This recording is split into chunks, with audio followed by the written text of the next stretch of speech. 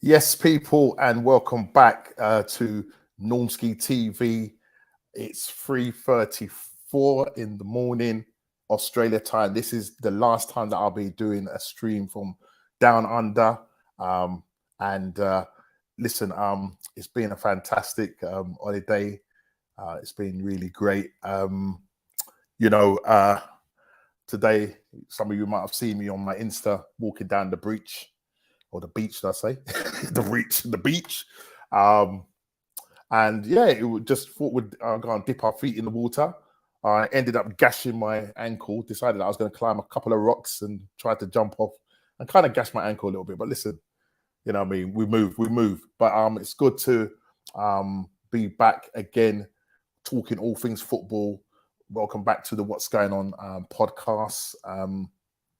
We are going to be looking at all things football this weekend, and obviously the weekend that's gone and the midweek games that's gone. We're going to be looking at how our teams fared. Hopefully, I think Chile might be on. He did say he'll be on. I think he's got a couple of people around, so hopefully he'll be on soon.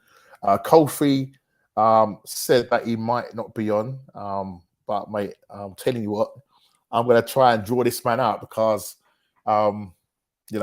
certain things happen in the week with his team. He was a happy man after the West Ham game. He was a happy man after the Man City game. But, I want to know what happened at the weekend. We will go into that. But listen, welcome, Geezer. Good to have you on. Yeah, mate, it's 3:30 in the morning. And, mate, listen, I fly out later on today. Yeah, 2 points dropped. We should have had all 3 points. I saw it coming. I watched the game and I was like, listen, we need to put away our chances. We didn't. It came back to bite us on the butt and we ended up drawing that game 1-1. We're not scoring enough goals. Jesus has dropped off a little bit. And we need to put teams back, put teams to bed, basically. We need to put teams to bed. Yeah, that's the other thing as well. Whilst I'm talking, my video will freeze because the internet is not that brilliant over here. I'm tethering off my phone. So if you can hear my voice, that's brilliant.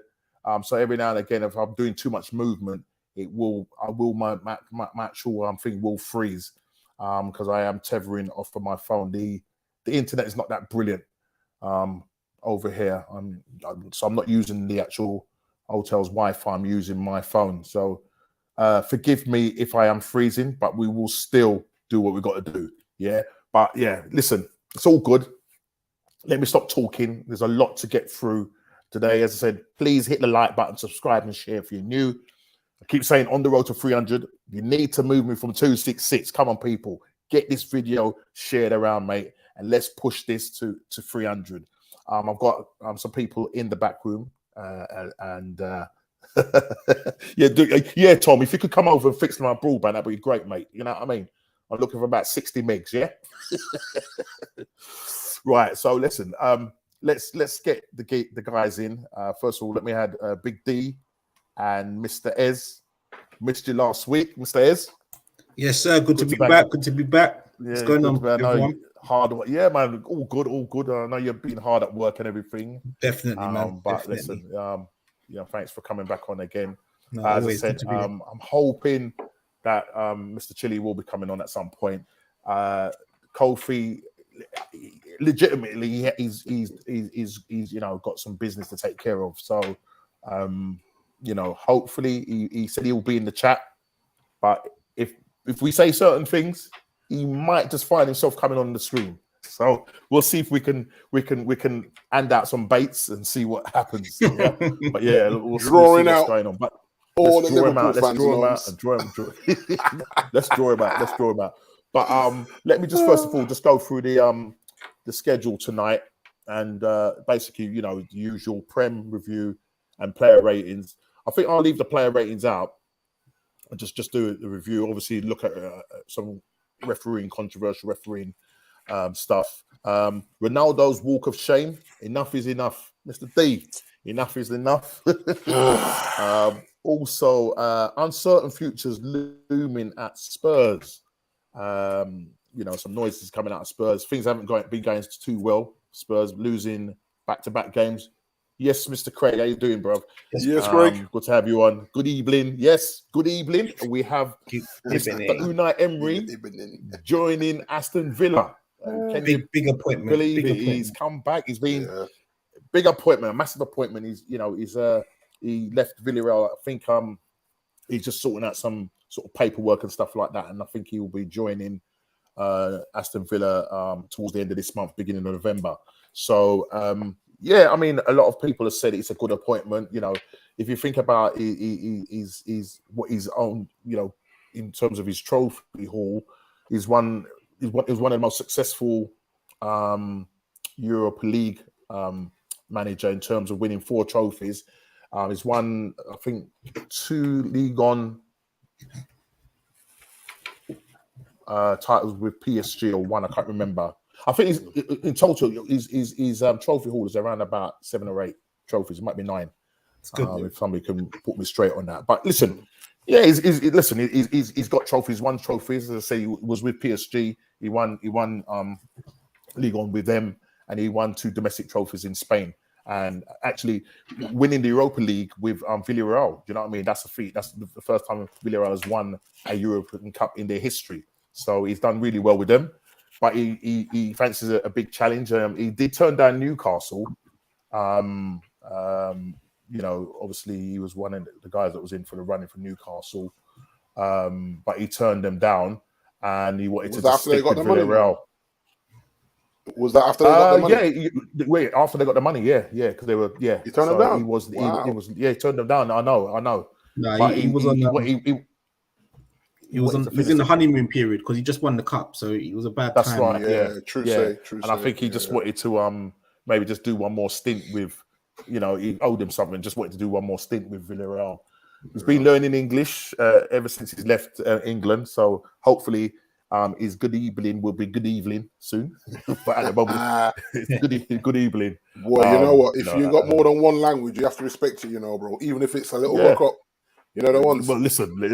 And I think that was the problem, the language barrier, and other stuff that kind of went down with Arsenal. Why we ended up sort of losing him. Do you know what I mean?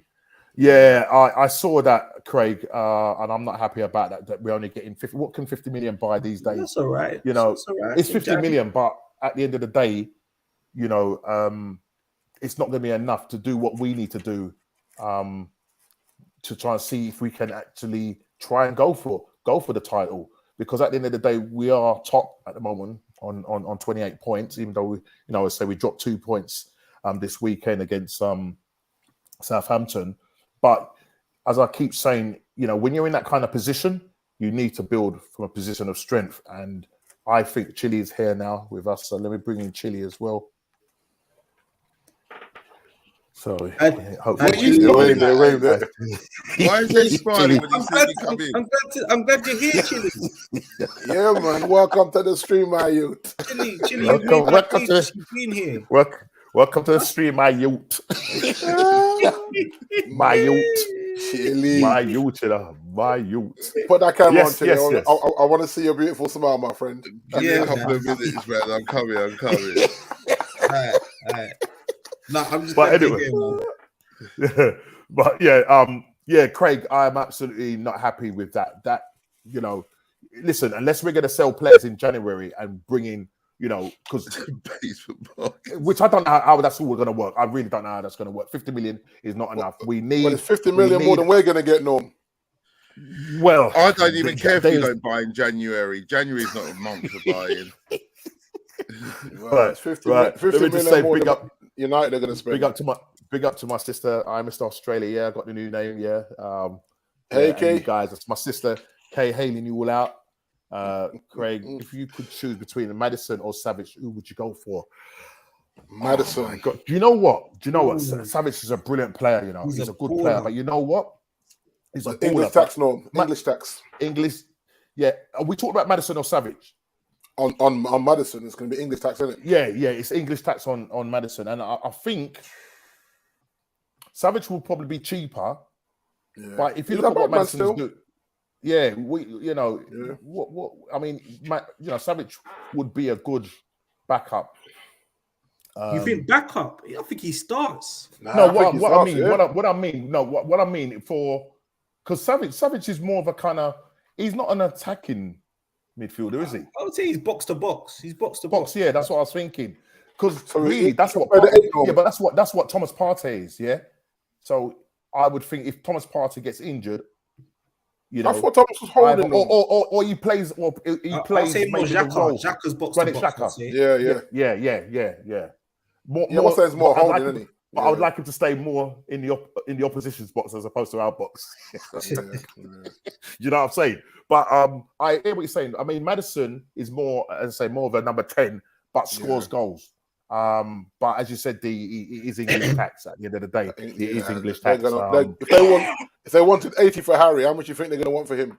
Exactly. And look, Leicester's starting to pick up as well. You know, I mean, he's scoring goals. He's more than what Odegaard is doing at the moment. So, if I had a choice, Craig, I think because Maddison knows the Premier League, I would take Maddison.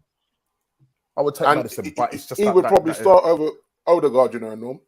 Even though Odegaard's got the armband, I think he'll start. Yeah. Because if you look at the series of games that Odegaard has played, he's been taken off either in the 60th minute or the 70th minute. He has not lasted a game, And for your captain, do you know what I mean? And you don't look good. He's one of these He's one of these players. Just like, he frustrates me.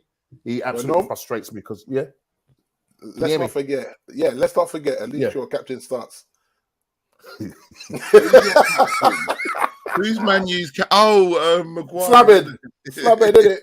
You can't even start, mate. Imagine your captain can't start. Come on, man. Stop that. Well, yeah.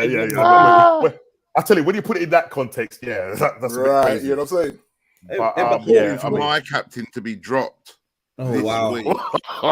we'll come to that, Chili. We will. But Norms and Craig.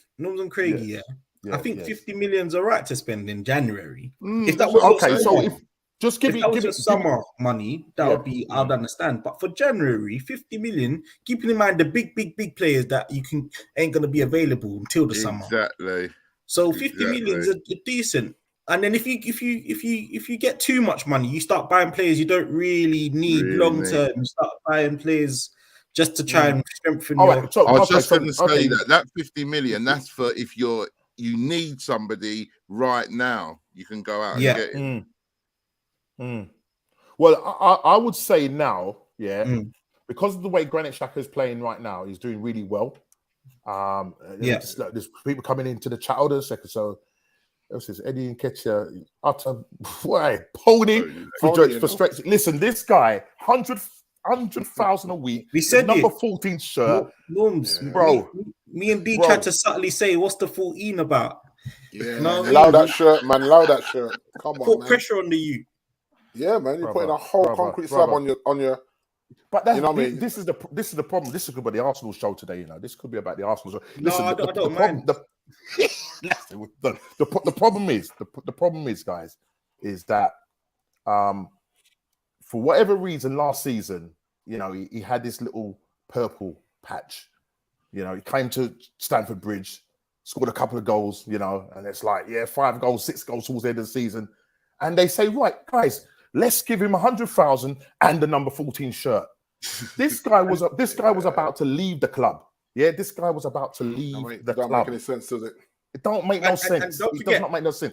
Don't forget, this is the guy that's going to make it harder for you to get a new contract with Saka as well, because he's got the same agent, and if he's on 100k, what does Saka want?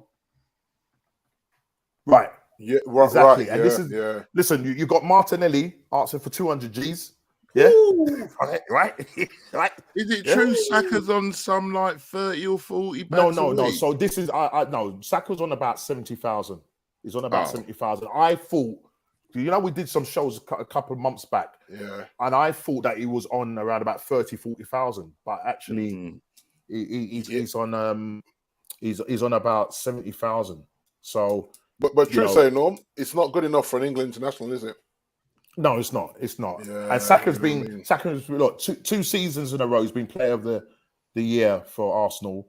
You know, he's been carrying that team.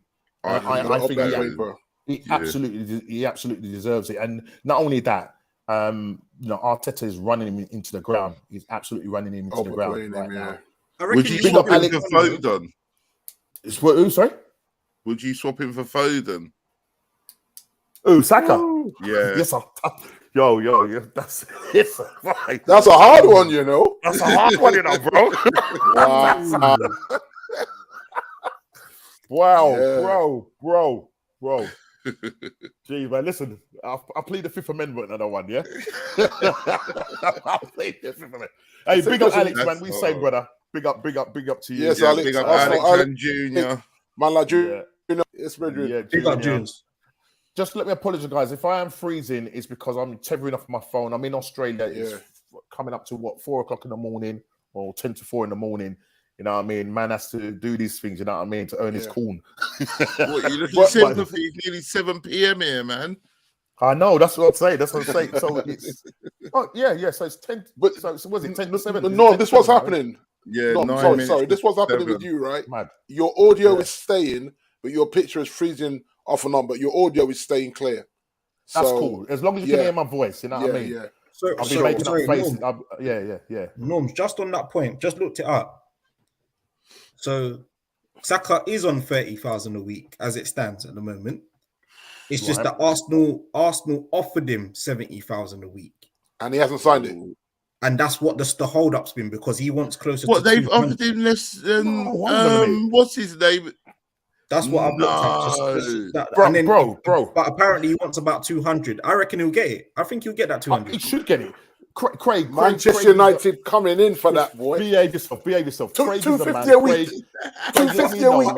How can they offer him less than Eddie? That's madness. Alex or Craig, let me know how much is this guy really on? Because I thought I was on this notion that he was on 30,000. I heard that he was. Yes. Well, I think you're right. What Edge is saying, you know, is that they offered him the 75 or whatever, and he hasn't signed it. Well, look, otherwise, what's the hold up? Yeah. You've got to be paying that man at least. D, would you sign it if you're the better player? There's a player like Eddie getting 100, and they're offering you 70. Bro, I'm signing him. I'm offering 200 bags a week, 5-year deal, and he starts on the left over Rashford. So the man's got it planned out already, brother. The man's got it planned already. If he wants to stay in North London, we'll take him. Oh, behave. well, listen, I already know Bowley's looking at him. Is it? This Bowley's just in it for the mix-up, man. Listen, Bowley. He just likes to come in and just cause problems. Well, you know what I mean? He's looking at him and Martinelli, apparently. Yeah, that's right. Right. But I doubt we'll get any of them. We won't get any of them. I think they will both. I think they will both sign. I'm just a little bit unsure about Saliba, because you've got like the PSG and the Real Madrid sniffing around him. So I he hasn't signed long term. I really don't know.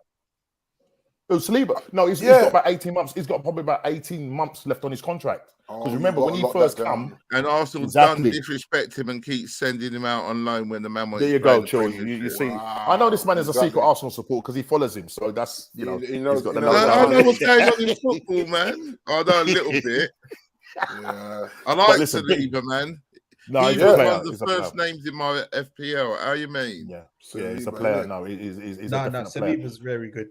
Yeah, big up Root Calls, man. How you doing, brother? Yes, Root Calls. Big up Root. Yeah. Yes, Thomas. Well, Geezer, if it listen, I'll tell you what. Right, Tom. I think that he will get the 200,000. Yeah, but I cannot believe what I'm hearing that he's on 30 G's. Yep. Yeah, the man is earning 70,000 less. And what's this? Craig is saying Saka's on, and they offered him 70. Boy, this is not good enough. That makes no sense, man. Good. I can't believe it. It's Eddie, you know, I was hoping that would be wrong, boy. But boy, it's Eddie. That's the case, Eddie, man. You can't disrespect people like that, man. No, but it doesn't even make sense, right? He still lives at home with his parents, doesn't he? He still lives at home with his parents, doesn't he? Yeah, he's a young boy, man. He's right, and that's why they're disrespecting him like that. Because they're saying he's a kid at home with his parents. 70 grand is nice. He can take care of his family easily on that. But You've got to look at the bigger picture of what 24? England internationals are getting paid. Mm. And that's 100%. Nowhere near it. That's nowhere near it. That's the thing. We said it a few weeks ago. You see when the man go England and you see Foden, Kane, Walker, all them guys there. Even forget that Jude Bellingham, Sancho. Right. Sancho's on 350 or whatever. Exactly. And you're on 30. He's on 10 times as what he's on. 10 times what he's on. Right now, my question is, Sancho really cutting it at 350 grand a week? No, he isn't. Not at the he moment. Isn't, but that's not what the argument is. The argument is... I know what you're saying. I'm not saying that Arsenal should break the bank on Saka, but they should respect him with these talks. Yeah. You know what I mean? Listen, they should be offering him something that is respectful, but he's still motivating him to play his football. Do you know what I mean? You don't want to overkill it that he's not motivated like Mo Salah. You know, when they gave him that 350, Mo didn't want to do nothing for a month. You know what I mean? Yeah. So you got to try and keep it, but there's definitely a fine balance there. But you imagine this kid goes out with England boys on 30 grand a week, and they make him pick up the drinks tab, or then kind of all these things. You know what I'm saying? Because they know that his money's Mekmek, and even though it's Mekmek in football terms, but that would. That's in the back of his mind. He's not going to rush to sign that. He won't sell himself short, and Arsenal will want him to commit to 5 years as well. Yeah. So if he's committing to 5 years, then 70 ain't it, man. That's not it. No. Yeah, way off the mark. Yeah. So, and I'm sure his parents are advising him as well. Edu's a bit questionable though. I know Arsenal's done some good business this summer, but a lot of it was sideways deals. Like even Zinchenko, and Jesus. Them man, they're boys with Guardiola. Yeah, helped him out. It's an easy deal. You know what I mean? How much is Jesus on? He's on about 200 and he's on about 250 bags. Yeah, and he's not clinical. Anywhere between 200. As good as his link-up play is, he's not clinical on that money. Listen, and that's the problem. Same as Rashford. And with that 50,000, that 50 million that we've been said that we're going to get in January, I just think we just need to go out and say, you know what, Ivan, listen, bro. I was going to say, would 50 buy him? He ain't coming to you lot, man. The only way he comes to you lot is if he wants to stay in London. If he wants to come to a real big team, the problem is with your club. He started over Martial and he started over Ronaldo. But you think 50 would be enough to get him? Nah, it's not enough. What I would say though, we have to look at reality with Man United. They're not going to spend in January. No, they're not. Yeah. No, they're not. Yeah. Only if Ronnie forces him way out. If Ronnie forces his way out, and we save that, I'll get to the wages thing in a minute. But Jesus is on 260, by the way. Actually, I'm just going to say now because we're talking about money. We're talking about money. Cristiano Ronaldo earns £38 a minute, £2,291 per hour, 55 grand a day, 385,000 a week, and 20 million a year. Stop it. Okay, so Dave, let me just say something. You sound. He's on a roll. You sound busy. Let me finish. He's been involved in 8 Premier League games this season, 1 goal, no assists. He's been involved in 4 Europa games, 1 goal, 1 assist. Where's the value? Yeah, but you got to put in last season's stats as well. No. Currently, remember, this is the guy that chose to miss. Yeah, but I'm saying when he signed that big contract before last season. Yeah, but you know what? You got to include. No one's talking about that though. No one's talking about last season because he's making noise now, Chile. If you're making noise now, these are your stats. History is history. Last season, 38 games, 18 goals. Yeah, see, that's not... It's a lot of money you're paying him, but 18, 20 goals a season... It's only lucky that you've got to pay a lot of money for those strikers. He's making the money back in the shirt sales. That's the only way it's justifiable. Yeah, and he's now commercial. He's now gone over the barrier from and playing I didn't realise to when he walked off at Tottenham, I thought he was pissed because they didn't select him, but apparently he was told to come on against us and he wouldn't. Yeah, he said he ain't coming on. Well, let's deal with that. The Walker. You have to remember, this was the best game we played under Ten Hag so far this season. Yeah. And that's the game he chose to. You have to remember, you see with Old Trafford, right? You have to walk down the touchline. You don't just get off your seat and go in the middle and you're out of it. He's down He walked down the touchline, looking on the pitch, not looking at the fans, and walked out, got in his car and dipped. Now, come on, man. What does that say? That's to your soldiers out there on the pitch playing, and you just dip. Yeah, but he's above them, innit? He thinks he is. This is my problem. I never wanted him back, and this is what. Never wanted. Well, listen. We now that we've touched on Ronaldo, one of the subject matters was Ronaldo. Walk of shame. Enough is enough. Is enough now?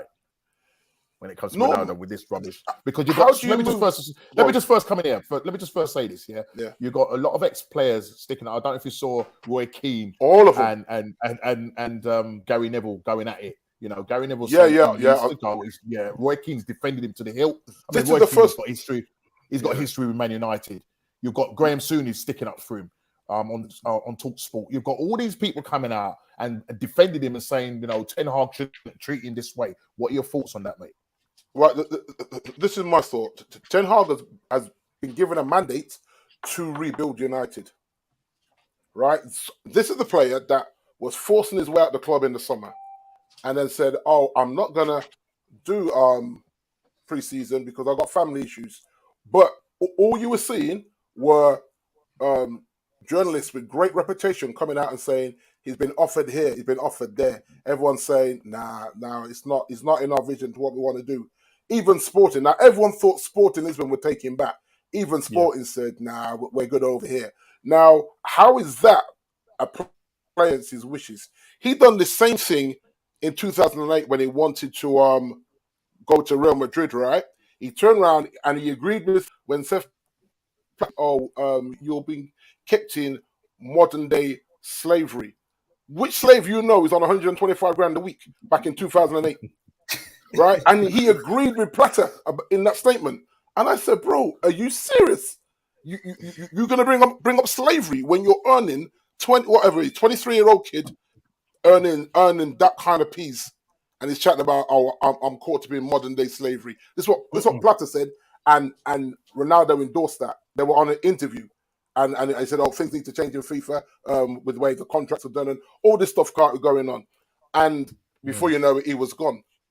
You have to remember, we won the European Cup.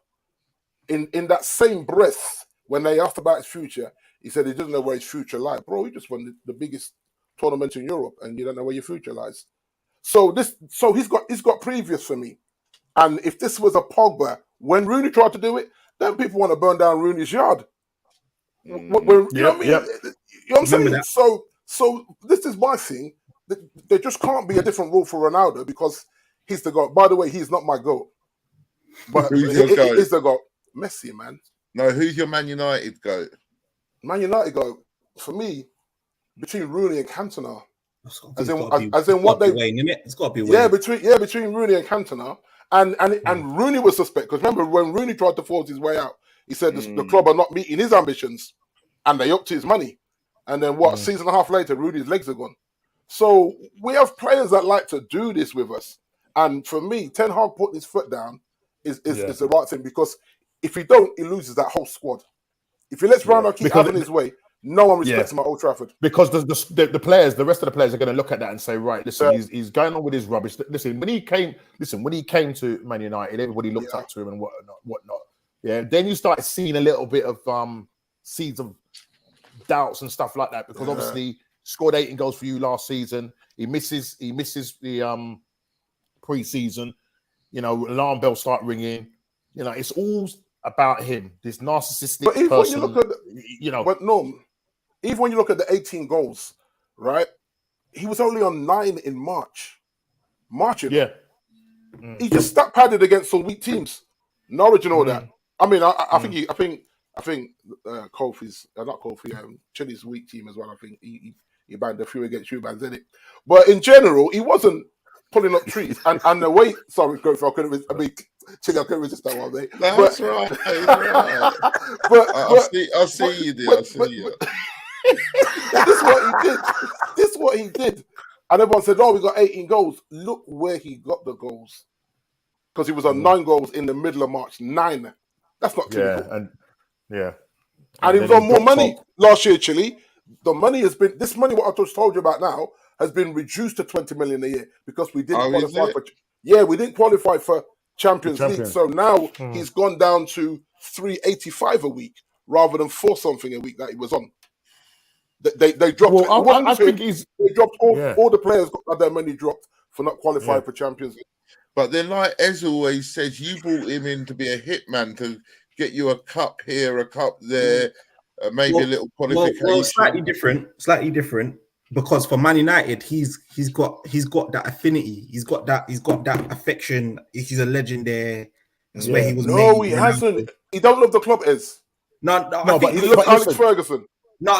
He does love the club. Fans love him. No. He loves the club. He just loves himself more. That's the problem. Yeah, you're probably right. You know what I mean? And we're talking about a man that has a statue in his own yard of him. You know what I mean? But the thing is, like I just said, this is the second time he's tried to force his way out.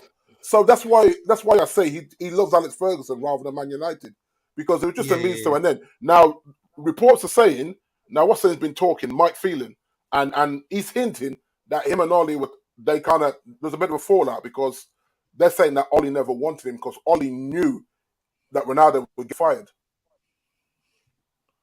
And so, but then it's Ollie against Sir Alex Ferguson and Woodward. Alex Ferguson said, over his dead body, does this man go to Man City? I don't think Man City were ever in for him. I really don't. I just don't think, because he's not Pep's kind of player. You have to remember, you have to adjust your whole team to play to accommodate him. Pep ain't doing that. It's always Pep's way. So that's why I don't think the Man City thing was ever happening. So. Well, you think that they Jedi mind trick on you and definitely, yeah. And the thing is, Ferguson's hatred for Man City is so deep that it literally over his dead body is that man going. They said that Ferguson made the call, not even Woodward. Listen, guys. Ferguson listen, called guys. Sorry, listen. Let me just introduce somebody. Gosh. Let me just introduce somebody to the fold. Yeah. You can't see too. He's in the car. He's in the car. He's in the car. He's in the car. Is there traffic coming back from Liverpool, Cove? My peoples. Listen, I'm really not feeling it. So you can't go too hard on me. Bro, we'll do what we can. We can't promise you, but we'll do what we can. I'm here. You're here, bro. You're here. You made it. The bait worked. D, does he retire at the end of this season? Don't do deep. No.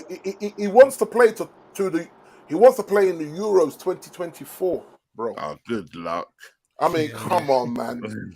If you're a young striker, China, USA, Middle East, where do you think he'll go? No, he wants to stay. He wants to stay in Europe, Chile, because he's obsessed with Messi. He's obsessed with turning Messi over in the chat. You see, Messi is a European club going to buy him a decent club?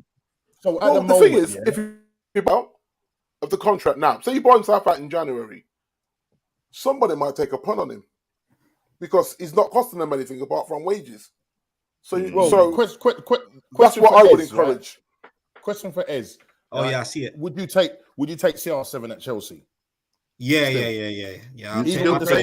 I'll take him. Look, listen. He'll be enthused to know who Thiago's physician is. Thiago Silva has got the best physician anyone's seen. Man's 38, still playing in Champions League. So he'll be enthused to come to Chelsea to prove a point that him and Thiago can knock old heads together and try and win something. But I think honestly, jokes aside, I've done the maths. Chelsea shirts are about £70. Ridiculous, man. And Ronaldo sold about 1 million shirts last year. Yeah, 1 million. There you go. I mean, if he comes to Chelsea, that's £74 million from one season, and I will be part of the people that will contribute to getting the CR7 shop. I'll be shameless about it. In fact, if he signs in January, I'll come on this very podcast with the CR7 top on Chelsea, 100%. 100%. But this is my thing. This is my thing, Ez, right? Is that for us to start him week in, week out, like right now, currently, it means that Ten Hag has to go to the board and say, right, I cannot rebuild with Ronaldo, so I'm going to start him, and whatever we get football-wise, we get. Are you okay with that? And because that's the truth. The way we have to play with him in the team is not the way we play without him. We play better without him, which is shocking to say, but the form is better without him. If you put him in the team, every forward attacking player looks to try and feed Ronaldo some way, somehow. So we completely change the style of play. But let me tell you how deep Ronaldo playing is, yeah? Huh? A friend of mine got a season ticket, and he went up there and he had someone that he's not used to sitting next to him. And he said he flies in from India once a month to come and watch. But even more so, he's vexed when Ronaldo doesn't play. Because he flies back to show them, man, they're in them pictures of Ronaldo when he goes back home to India. You fly in once a month to watch Ronaldo. Yeah, but Ez, I don't know if you remember, after whatever went on, where every pundit was going after Ten Hag. Because be honest here, the Manchester, the old school, the ex-legends, I'm going to put that loosely, they're not all legends, but, right? They already want Ten Hag gone because they don't have access to Man United like they did under Ollie. They have free access to Old Trafford. My man's locked this thing down. Like, when I invite you, you can come to training. When I invite you, you can sit in on a session, right? So they already want him gone because they feel like, who is this guy? You know what I mean? So for me, and I said it a couple of weeks ago, I said, I'm starting Ronaldo from now on every game. And every time we lose or mess up, anybody that comes after me saying, you wanted Ronaldo, I'm giving you your goat. I'd be that brass neck, but I'll probably get fired. But then, you know what? I can guarantee you 20 clubs in Europe taking Ten Hag if he gets fired from Man United. Yeah. And he's payday. I'll take it. So this is why I said a few weeks ago, I would just say, you know what? This drama ain't worth my time. Start this brother every week, both Premier League and Europa. Just keep starting him. And when after 55 minutes, he can't run anymore, and I'm going to hook him off. Then everyone sees that, you know what? It's not personal. He's sucking up oxygen for fun. I got to hook him. Or his legs are tired. This guy was falling over in European leagues with nobody around him, no. Like his legs were just giving way on him. I'm like, he's on the ground again. Did someone tackle him? You go back on the thing. No, he's just fallen over. Like he's got his legs wrong and just fallen over. And I'm saying, bro, father time is real, you know. But we're pretending that it's not. And so for me, if I'm telling you, I'm starting him every game. Simple. And dare you lot to fire me. That's what every game, because that's what the pundits want. That's what the media want. That's what the half of the fan base want. Starting. You had Kevin Peterson coming out. And basically calling Ten Hag a clown for not starting him. It was all on Twitter. Like, Twitter, when they start to go on Twitter and start doing their stuff, which so you got all these lovely, you got Piers Morgan coming out again saying the same thing. He did an interview with him, didn't he? How can you disrespect Ronaldo? Listen, the guy is not cutting it, and at the end of the day, Ten Hag, as you said, has come in, and he's laid down the law, and Ronaldo doesn't like it, and a lot of these guys that love him don't like it. And it's just a shame that these guys want him out, which just does not make 1 ounce of sense. And they call for discipline, they call for a side. I mean, under Ragnick and under Solskjaer, there was no discipline. Now that this guy's coming and he's laid down the law now, they've moved the goalposts. Exactly. Because you have to remember, these guys never wanted Ollie fired. So they're still brooding from that because, like I say, they had free access and everything under Ollie. They could just roll up at Carrington, roll up at Old Trafford whenever they wanted, and no one. Yeah, man, I'm real. Yeah, I'm Roy.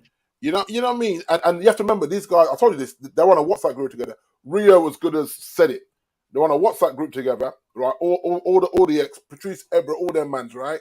So Ronnie is moaning to them and petitioning them to come out on his behalf, and they're all doing it. What's that? Gary Neville was the first person to kind of say, "Well, hold on a minute," and even I tell you, even Jimmy Floyd, your boy as Jimmy Floyd Hasselback. Jimmy Floyd stood up to Roy Keane and said, Roy, you're talking nonsense, mate. He's not producing. I just told you, 8 involvements, 1 goal, 4 involvements in Europa, 1 goal, 1 assist. That's not producing. Not good enough. And then Roy Keane turned around. Roy Keane turned around and said in that game, in the Man United Tottenham game, that Tottenham didn't really play well. Man United weren't nothing special. You have to remember. He's a hater, man. Do you know what I mean? Roy's a hater, he's a proper hater, Yeah. but this guy, he's the attorney. He's the attorney for this guy. He used to be one of my favourite captains, you know. Roy Keane was one of my favourite captains because of his worth ethic on the pitch. But as a pundit, he's a clown. He really is embarrassing, you know what I mean? And that's how you know they're on the WhatsApp group. And Ron is just saying, guys, listen, come out and back for me, boy. Just put pressure on this manager. Put pressure on his manager to start me. And that's what they're doing. And I think, as you say, playing, and let's see how things. Just playing. Yeah, let's see how things really turn out. Do you know what I'm saying? And that's not me copping out, you know. I genuinely mean that. Playing. Yeah. But I mean, listen, come January, his agent is still touting him around. You know, I'm hearing that, Newcastle, Arsenal. Is it? Obviously Napoli looking, I'm not saying they're favourites, but he could possibly go to Napoli. But then saying that they've got 3 strikers that are doing the business there. Right. So, everywhere he goes, you know what I mean? It's just like, they're just saying no. But this is my thing, right? Like, it's blatant because, like, you see, like, the journalists that, the journalists that are on Twitter that people respect, right? Romario and all these guys, right? When they're tweeting stuff, they're not tweeting it for the fun of it. They know stuff. So, us as Man United fans are supposed to stay silent while he pimps himself out to other clubs and then pulls the stunts what he does. Like, he made him train with the under-21s for a couple of days. Apparently, he's back in first team training now, but he trained with the under-21s because he said, if I don't make an example of him, then I've lost that whole dressing room. So I'm about to pack my bags and dip. Because that's the truth. If he just lets Ronaldo come back the next day and he laces up and he's out at Carrington training with the first team, every first team squad player is going to look at that and say, Ten Hag is weak, man. Can't respect this brother. Forget it. And you lose the whole dressing room over one player that is 38 years old or 37 years old, knocking 38, who once gone anyway. And I think I said to you guys, I was always happy that this could be a very hit and miss season in a rebuild. You know what I mean? So the games you think we should win, we're not going to win. The games you think, how did they win that? Now we're going to have some heavy losses like the City. I got to take that in a rebuild. But real talk, you can't be saying you're doing a rebuild around Ronaldo. Come on, man. That don't make any sense. It's not a rebuild around him. It's just, okay, play the season out and wherever the cards land, wherever the dice rolls onto, that's where it lands. If we out the top 6, so be it. If we're in the top 6, so be it. If that's what we want. Okay, so just let me just say this though, D. So look, just quick so we can sort of end this. End it, man. End the stream, end the stream, man. If you get rid of Ronaldo in January, or he buys out his contract or whatever, or Ez will take him, drop of a hat. Do you think, in terms of your strike force, that would be strong enough to get you into a kind of top 4? I wouldn't even say challenge. I know some people are saying probably the best that Man United could probably finish this season is between 5th and 6th. But I think I'm looking at the way you know. Look at the way you guys are playing now. You're starting to improve, but as I said, it's just this grey cloud hanging over your head with Ronaldo. And the thing is, he is a goal scorer, but he's not going to consistently be able to play week in, week out, because the style of which Ten Hag plays, he's not going to cut it in that system. He's not going to cut it in that system. And it's the same, as you said, if he went to Man City, it would be the same thing. Pep, he can't play in that kind of side. And he's not going to play every... And even if he went to Man City, Pep would literally have a formation to play him when he does play him. He wouldn't be playing him in the regular City formation because he wouldn't be able to play that. Because you have to remember, everything has to come into him. Now you got all them man scoring now. You got the midfield that score. So I'm saying, and you know, there's a lot of people saying, just pay Ronaldo off. But why should we? That's how I see it. Why should we pay 20 million to dip? That made no sense to me. That made no sense because I'd rather spend 20 million on a young striker then. Yeah. You know, because however you look at it, we're going to be short. Whether he's going to stay fit or he's going to give us an hour a game or 45 minutes a game and you pull him because he really hasn't done anything. He's going to get you goals, right? Because, you know, there's still that instinct in him. But if you watch the last European game, literally, Rashford and them guys are literally, it's almost like they're just offering him his whole dinner in front of goal and say, score, get one, Ronnie. And I'm saying, bro, how the mighty you're falling. Because if you want to keep a legend status, you don't keep doing what you're doing. There comes a point where there's a level of self-awareness where you say, you know what, my body really can't do this, you know. But I'm too proud to tell the boss that.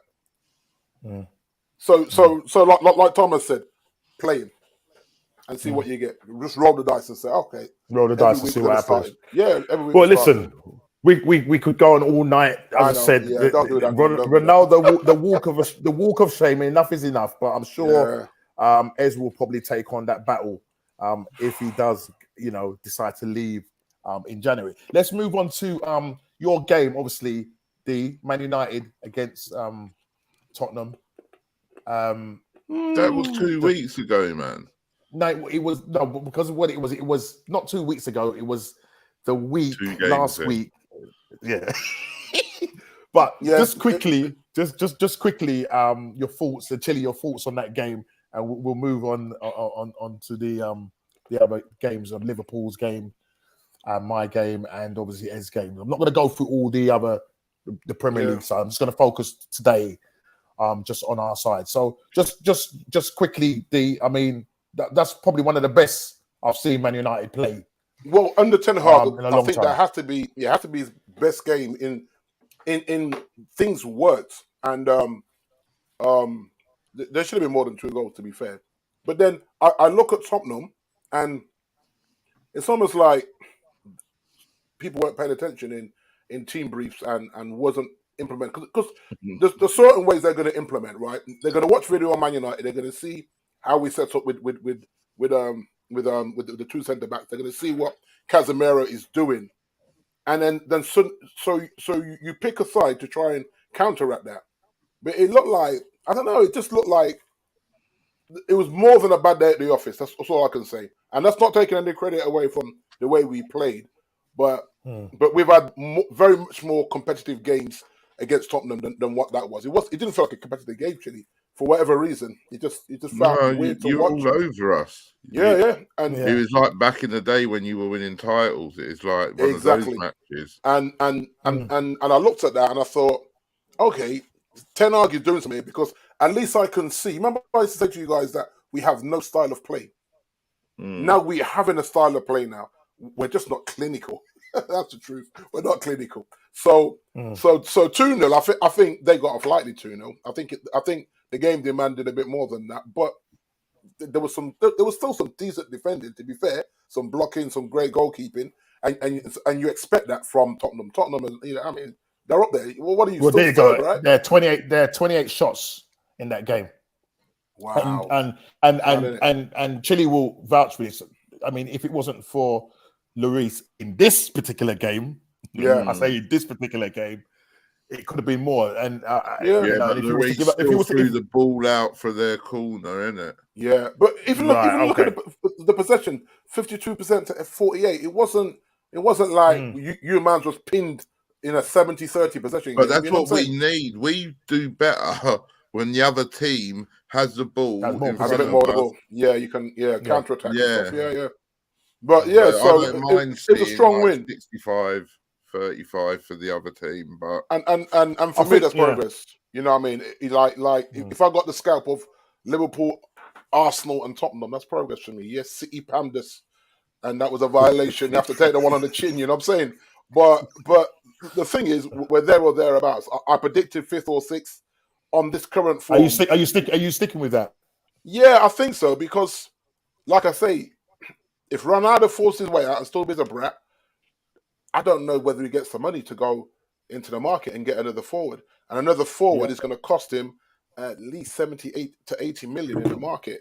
I just don't see the Glazers giving him that money. So they're going to attempt to figure it out and get Rashford fit. So we need, like you say, the doctor that you man got for, is it Silva? You said Thiago Silva. That's the doctor I need to get for Martial, man, because Lord of mercy. I think this man just steps out the shower and twists his ankles, man. It's like, brother, stay fit, because when he's fit, he's a problem. He really is the glue, you know. He's a problem still. And you're seeing a better Sancho and a better Rashford when this cat is sick. Same as the left footer there, Anthony. Get his name, Anthony. Yeah. So that's me on that. I was happy with that win. And I think we should have beat you guys as well, as that's another. I think that game, again, not clinical again. I think Potter got it wrong against Man United. Potter got it wrong. Chelsea, Man United, definitely. Yeah. He got it. He got it wrong. Maybe because Man United in that game, they were all over Chelsea for the sort of first 25, 30 minutes. Yeah, and then Potter made a switch by bringing it on Kovacic. And then we was back in. We was back in the game. He was back in, and the game became even. You know what I'm trying to say? Yeah. And the penalty decision as well. I'm not gonna lie. Doing his rugby thing again. Yeah, but McTominay had a screw loose, man. He's McTominay, man. You just don't touch. You don't touch him in the box. That's the rule. Yeah. And the thing is, because he's not defensive minded, he's got no business being there. You know what I mean? Yeah. That's not who you want. You wanted Casemiro to make that tackle, not McTominay, because you knew he just, you know, him or Fred would have given that penalty away. You guarantee it. When they're having to defend that deep. So when I say Potter got it wrong, it's more like he done nothing to hold on to that lead. I mean, you go and score in the 85th minute or whatnot, and you change nothing. You're still playing like as if you're going to win the game. You know, there's no system changes. No, you're not dropping the D. To see out the game. Yeah. No, and that's rule number one. That's something you've got to do. And Potter just didn't do it. In fact, he took off Loftus-Cheek. And Loftus-Cheek was 6'4". Yeah. Before Loftus-Cheek and McTominay's back post with Casemiro. Of course, something's going to happen. You know what I mean? It's waiting. As long as it's decent delivery, something was always going to happen there. I don't blame. I thought was it Mason Mount? Was it Mason Mount jumping for that? He didn't really. It was a shorter player. Yeah, it was. I can't remember who it was exactly, but it wasn't someone that could match them two at the back. But even when we scored, though, even when we scored the equaliser, we spent more time celebrating rather than trying to get a win. I was like, what are we doing here? I don't know. Well, that was my fault. You're right. Yeah. You should have been ahead. Time on the clock still. Yeah. But you know what? One of them chances. They're all top games. Tottenham is a tough game. Chelsea is a tough game. So no, we weren't. We weren't a tough game. No. What I'm saying over a bit. On paper, it's a tough game. Snowball team. I've never seen Chile like this. Come on. If I look at 4 points from them 2 games, and then we got whooped by another United. Newcastle ran you into the ground. I would say even more. Yeah, they did, didn't they? Even more. Well, before we just quickly go to that, obviously we're kind of jumping around, but Brentford Chelsea, that was I thought Chelsea would have gone there and done something that ended up as a 0-0 draw, that midweek game. Yeah. Let's just quickly move on and come back to Chile's game, because we could touch on the Newcastle game. But the Liverpool winning 1-0 against West Ham in that game. Kofi, you must have been really happy. Back-to-back wins, you know, beating Man City. And then you come and, you know, I mean, West Ham did give you a game in the second half. Do you know what I mean? I think they just held back, but come second half, you know, they could have come up with a draw. I think they were unfortunate not to come up with a draw because they were pretty much all over you in the second half. But Liverpool, back-to-back, 1-0 wins against Man City and West Ham. How did you feel about that quickly, Kofi? Yeah, you know what? I was glad to get over the line in both games and, you know, collect the 3 points, because sometimes you got to play a little bit ugly and win that way. But yeah, as you say, you know, the game against Nottingham Forest. Don't come to that yet. Leave that alone. Just leave that alone a second. Leave that alone. Leave that alone. Question for Chile from Craig. He says, do you think Conte should start with Jed Spence? Does he mean tonight or like? I mean, in general, I think he should. Emerson's Emerson, man. He has decent games, but he's not pulling up trees. He's basically like Aurier. He's the same as Aurier. He's the same.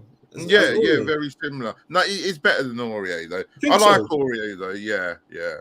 And then Doherty came on the other day, and he was poor, man. So yeah, I'd start Spence. I like Dedge. Yeah. Dedge is a baller.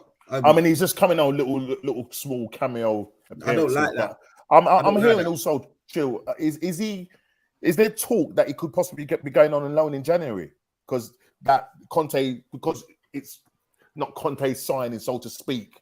I'll take him on loan. I'm hearing rumors that there's a possibility that he could be going on loan in January. I don't know if you heard anything like that. Yeah, Jed Spence. Yeah. Is he a right back now? Is he a right back? Yeah, he's like a right back, wing back. Yeah. Yeah, we'll take him. I'll take him too. Trust me. Look at we ain't got no backup for Reece James right now. I'll take him right now. Same as us. There's no backup for Delort either. As a matter of fact, I thought we would take him as well, and we was linked with him when we got beaten by Nottingham Forest. Yeah, and the thing about it, the reason why I'm saying that because I don't know what Arteta is doing with regards to our right back situation. Yeah, he's just playing White. Ben White is doing okay. Yeah, it's just not natural. Tomiyasu is the one that's meant to be the backup right back, but he's ended up now playing as a left back. Who's your other right back there? Who's your proper right back? Cedric. Oh yeah. Oh, exactly. Who's Cedric?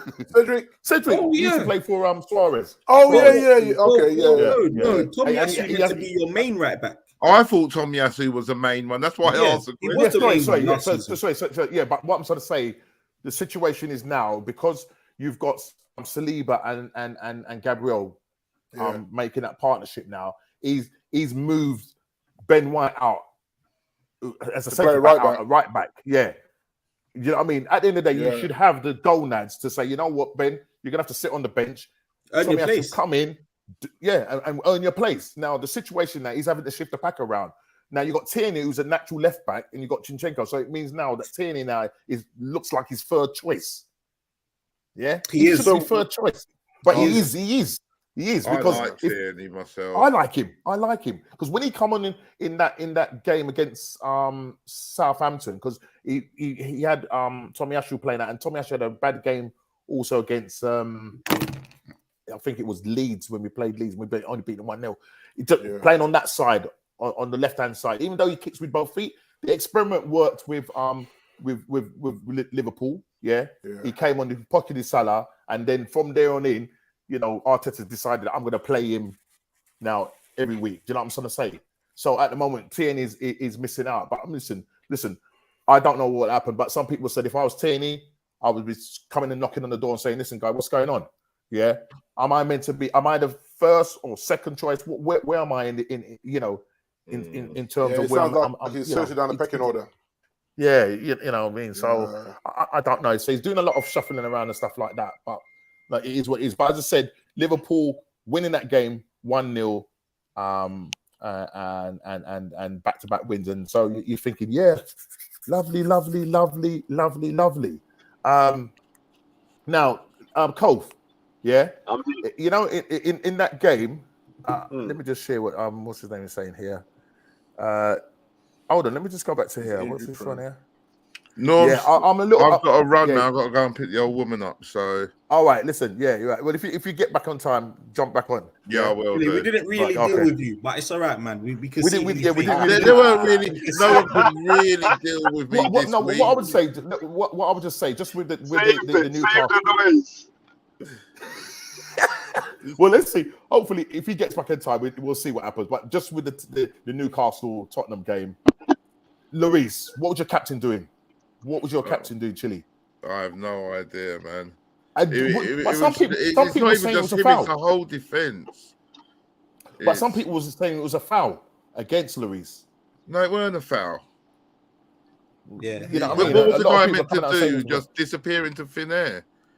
The thing is, they hit each other, and then Lloris thought, I'm going to go down. But in that time that it takes you to think, I'm going to go down, it doesn't look natural anymore. Yeah. So he went down. He's got his arms and legs up in the air, and then Yeah, Dyer's real. standing there with his arms in the air instead of getting back on the Yeah, looking line. like a What's your dying number fly 2 out there, like? innit? What's your number 2 keeper like? Any good? It's Forster, isn't it? Oh, is it? Yeah, Is that your number 2? Yeah, from Watford, Southampton. Yeah, innit? big. Southampton, yeah. No, Southampton. Yeah, Big, yeah. great, big unit. But I mean, listen, Lloris, in terms of creating like mistakes from, I think he's created something like that's gone to happen to goal scoring. I think he's 12. He's one behind the guy from Everton, the goalkeeper from Everton. Pickford. I think he made Pickford. Yeah, Pickford has made 13 errors. That's what's the name in terms of goals being scored, and Lloris has made 12 errors. There you go. It don't really matter though, man, because Pickford's gone to the World Cup, hasn't he? You know what I'm saying? Mad, innit? Yeah. But it is what it is for some people. But listen, it's a mad game. Hopefully, Chile, if you do get back on time, jump back. If I get back, I'll jump on. Yeah, all right, mate. All right, gents. All right, bro. All right, then. Take care. It's up, Chile. Yeah. Let Let me just go to this one. So Kofi, back to back wins. Let me just do this one here. Tierney's injury prone, even though he's a natural in that position. And I absolutely agree with you on that route. He's injury prone, but listen, whilst the guy's fit, let's play him. You know what I mean? Because Tommy Ashu's a sort of player that doesn't really overlap. Do you know what I mean? He really overlaps. He's a defender. He's a center. I mean, for his country, he plays as a centre back. Yeah. And I know when he was playing for Bologna, he played as a right back. Do you know what I'm trying to say? But he doesn't do that overlapping thing, and he doesn't give you, you know what I mean, that flexibility. But do you know what I'm saying? he was a strange signing to me, and I said this to one of my Arsenal friends. I thought you signed him because you wanted to play a 3 at the back, because he's a centre back, but he played right back when Bologna changed their system. So he wasn't a natural right back, but he can play there. You haven't changed your system, so he ends up being another centre back that just can play right back, like Ben White is already. So rather than a natural specialist right back. Yeah. He's still a good buy. I think he's a good player, but he's so he's not really a specialist right back. Because I totally agree with you. Because as I said, as you rightly said, that's what happened when they did that change of formation for Bologna. Yeah. So because we were so desperate, because it was kind of like, because Tottenham were looking at it as well. Yeah. And I don't know whether there was a case of where we was looking at Emerson Royal, and thank God we didn't get him. Do you know what I mean? True. But when he did come in, when Tomashu did come in, not going to lie, the first few games he done really well, and he's an out-and-out defender. He defends like a centre back. Do you know what I mean? Wins. How many times if a ball's coming over in the flanks, normally you'll see your centre backs winning those headers. He's up there all the time. You know what I mean? When he tried that, when Arteta tried the experiment with him on the left hand side, on Mo Salah's side, you notice Liverpool were playing long diagonal balls and he was winning them. Do you know what I'm trying to say? So, but I just think we need a specialist right back. So if you look at it, our only specialist right back is Cedric. Yeah, but he's not a good right back. Norms and Craig, unpopular opinion, but I don't think Bellerin was that bad. Yeah. Listen, thinking back, when once the man started turning vegan, then that was it. Man just lost all his power and everything. You know what I mean? The last couple of years, man, just weren't having it, man. I've seen him some games where, because he was quick. Bellerin was quick. Yeah. And then he just lost his pace. But Bellerin in this system that you play now would thrive, because your right back does more going forwards than coming defending. Yeah. In terms of, are you talking about in terms of what, overlapping? Yeah, man, because he was actually a good wing back. Going forwards, he wasn't a problem. Man. He had a good delivery. I didn't think he was a good defender. I didn't think going forward he was good, because he had a burst. He had a burst of pace. And he could cross the ball in. But then he could. The last couple of seasons, he just was rubbish, man. I see that man get bullied You know what I mean? And especially, listen, the man gets paid X amount of money, £100,000 a week. And man is doing how many foul throws? Throws. Come on, man. Seriously. That alone, the man needs to come out. That man needs to come out the club. But listen, Kofi, right? Back to back. Let me just read this. What this? In January, we need an out-and-out striker, a goal-scoring mid with more strength and conviction than Odegaard. An actual right back, in my opinion, Cedric is poor. Absolutely, Bellerin was garbage. Trust me, and I agree with you. Yeah, absolutely, because I agree with you there. In terms of what we need, in January, with the 50 million that we've got to spend, Root. Listen, we could only go for one player. I mean, we need a right back, we need another centre mid, and we need a somebody to challenge Saka. Yeah. But I think if that's the 50 million that we're going to get, I think, personally speaking, is we could just sort of pray that we don't get injuries, but get a decent striker. Go and get a decent striker. That's what I'd say. Because at the moment, Granit Xhaka is playing really well. Do you know what I mean? And we've got to take me out of to him. He's probably one of the best players this season. Credit to Arteta for that. Credit to him. Yeah. We just going to say, Dean? Yeah. No, I was saying that if you look at it currently, Saka's actually doing his job. I'd be more concerned about putting pressure on Jesus up front, because I think if Jesus knows he can be replaced, you watch him start banging goals. Yeah, but what I'm going to say, I think, personally speaking, when we went into the summer market last season, last year, or this year, should I say, we didn't get the cover in certain places, right? So I think centre back wise and defender wise, in terms of centre backs, I think we got enough cover there. Yeah. I think we needed a specialist right back. You've got Tierney and Zinchenko there, and Zinchenko can play as that inverted, whereas Tierney will play probably more as a left back. Whereas Zinchenko can play as that inverted, or he can play as a midfielder as well, right? Yeah, because he can play holding and he can play in about three as well. Yeah, but then the problem we've got is that you've got a backup striker in Eddie Nketiah, yeah?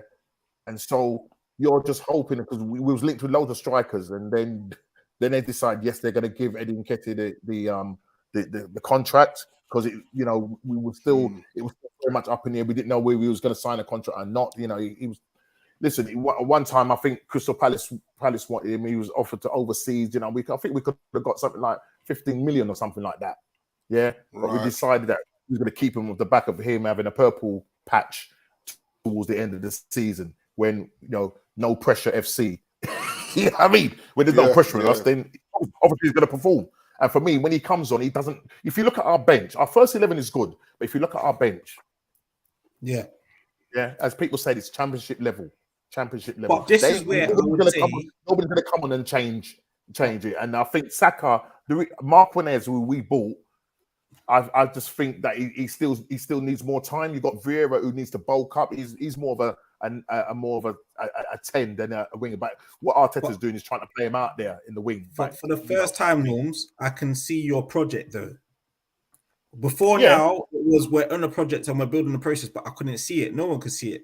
But now I can see the all right, cool. Your 11 is getting there, and you can see that you're 3, 4, maybe 5 at a max players away from being a top team. So and that's if you can keep this consistency up now. So I can see it now. I think this is something you lot can get excited for. Yeah, look. Listen, if somebody had told me, that we'd be on 28 points, top of the league, 2 points, riding the Crescent wave and all of that. The Australian wave, the Australian wave. Where's Chile for that? I would have bit your hand off. But what I'm trying to say is now we're in a position where people say, well, and me and Kofi were going backwards and forward on the chat earlier on, and he was saying that I should be backing Arteta, and I'm saying I will not back Arteta until I see us challenge for the title or win the title. Yeah. Now, as I said, if we was to stop the clock right now and they were to give out the Premier League trophy, yeah, I would say Arteta in. But unfortunately, there's still another 27 games to go. All right. Well, so it's too early for me to be getting excited in that sense. Yeah. I'm happy that we're doing well, but as I said to Kofi, I can't start acting prematurely and saying, oh, you know, Arteta in, blah, blah, blah, because it can quickly as, you know, we're on 28 points, but, you know, we lose 2 or 3 games and then we're kind of back to square one. Yeah. So, if you go on one of those long runs, will you get excited and back Arteta? But listen, we've gone on long runs before. We did under Unai Emery. We did it under Arteta when we lost those first 3 games and then we went on a long run. Yeah. But look where it got us, 5th. Yeah. Well, this is my concern the season before 8th. You know?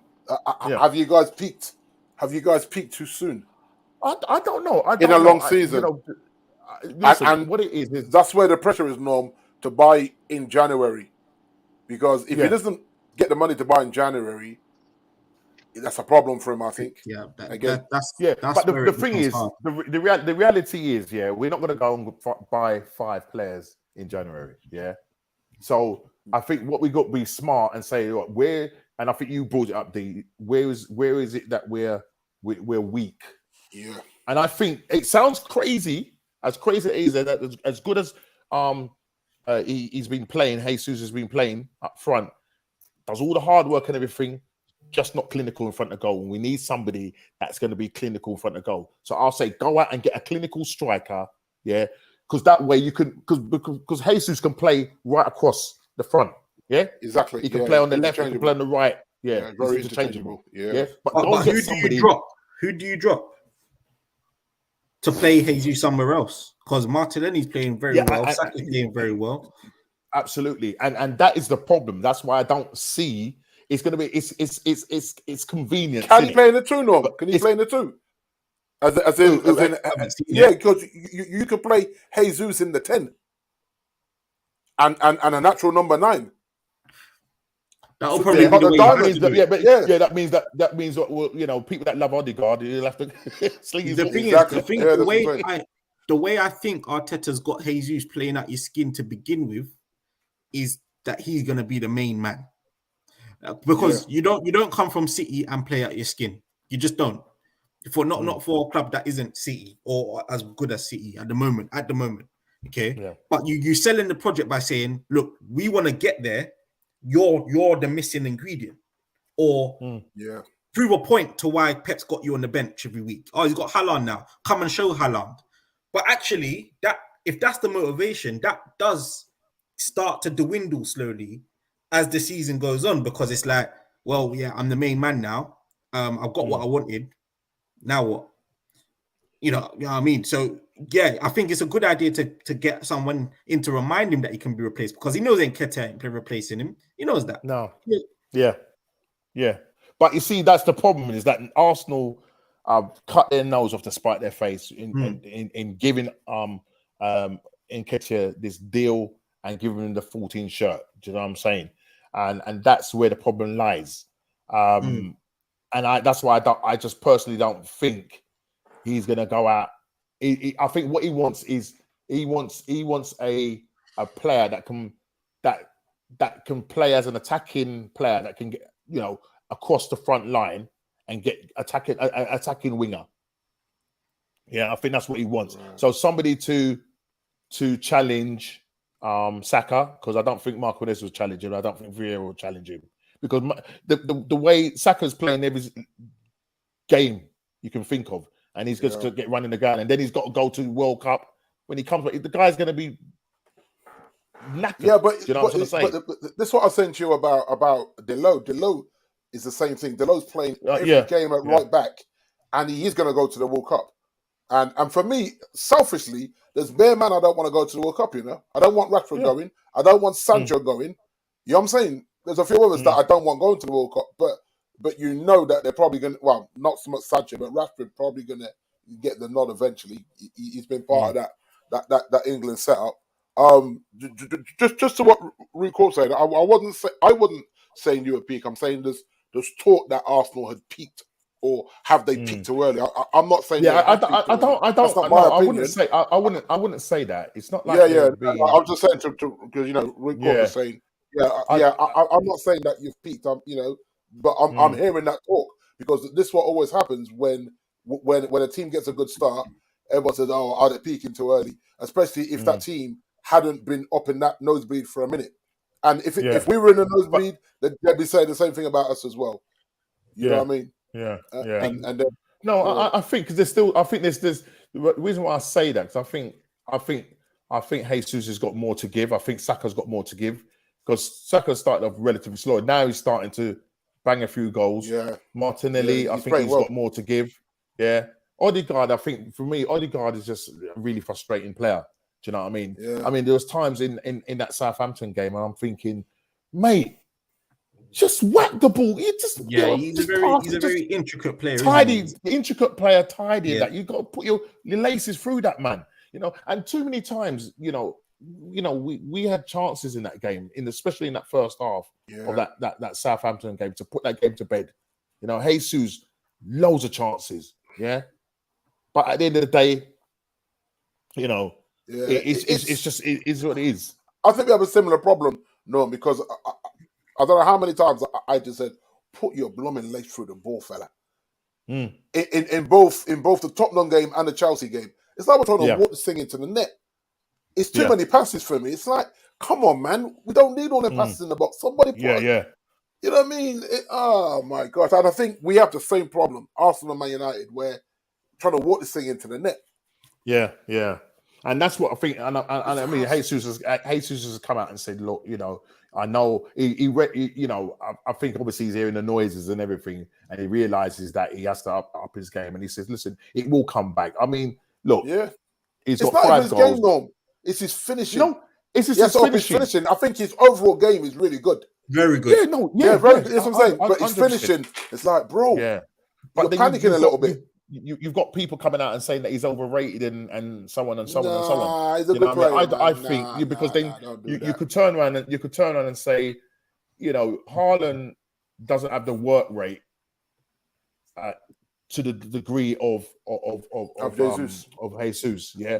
But what Haaland does well is score goals. And to say that 17 and 11. Guys, 17 goals, and that's in the Premier League. You can't talk. That's mad disrespectful, on every level. That's mad disrespectful. In the big Premier League,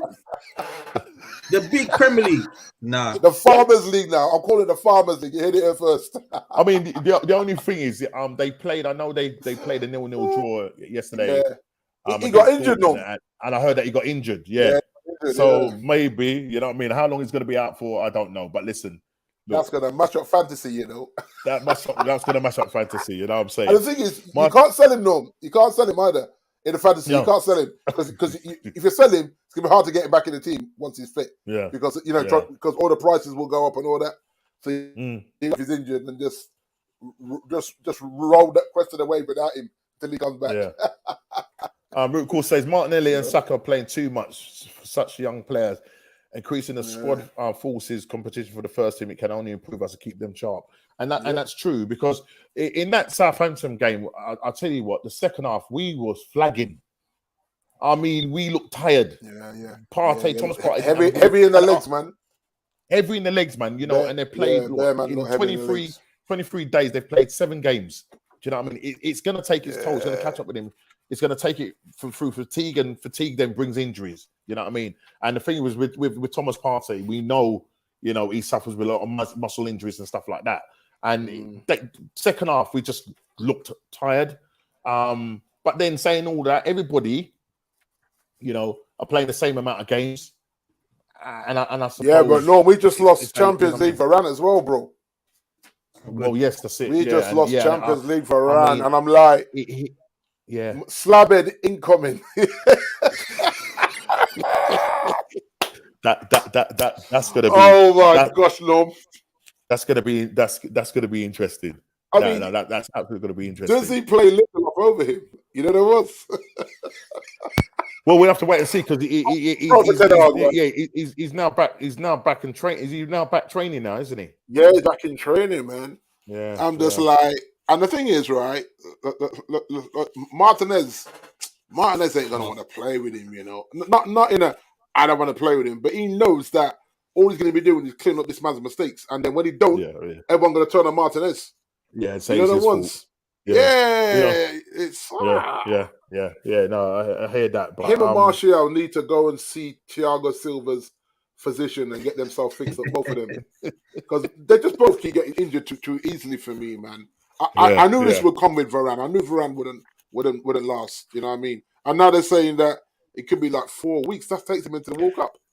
Yeah, that's right.